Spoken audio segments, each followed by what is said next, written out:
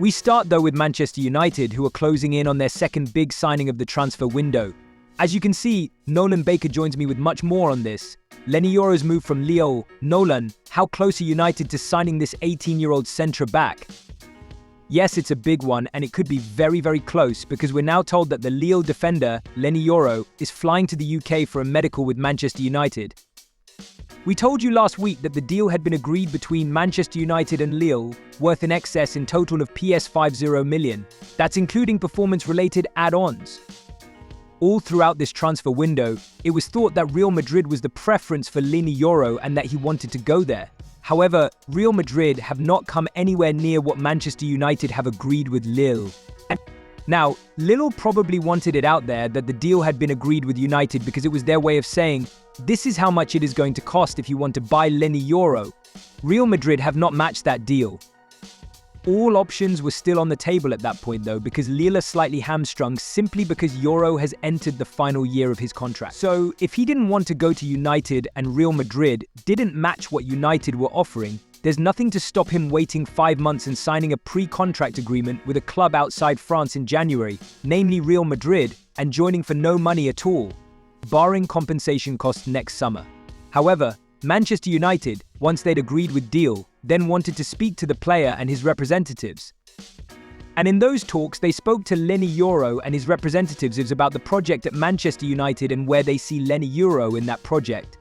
And it seems at this stage that they've convinced him that Manchester United is the place for him to continue and further develop his career. There is still work to do on this deal. Make no mistake about it, it is not fully done. Yes, it's done club to club. Yes, he's over for a medical. He still has to sign on the dotted line. There's nothing to say that Real Madrid might not come in and make a huge bid. But as far as we're aware, United now are optimistic that they can get this deal over the line.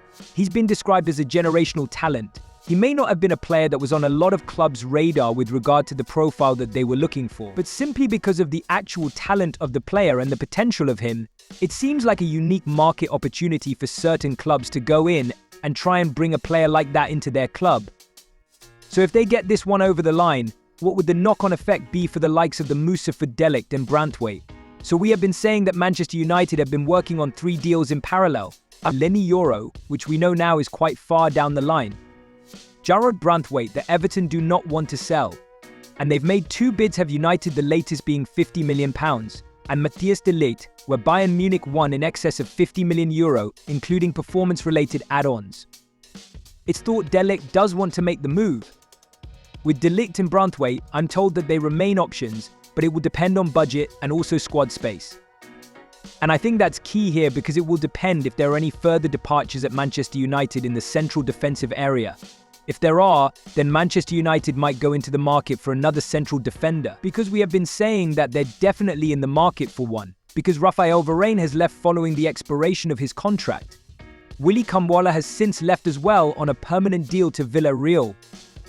If, for example, Victor Lindelof wants to leave Manchester United, he's into the final year of his contract, then there is a big chance that Manchester United, depending on their budget, will go back into the market for a central defender.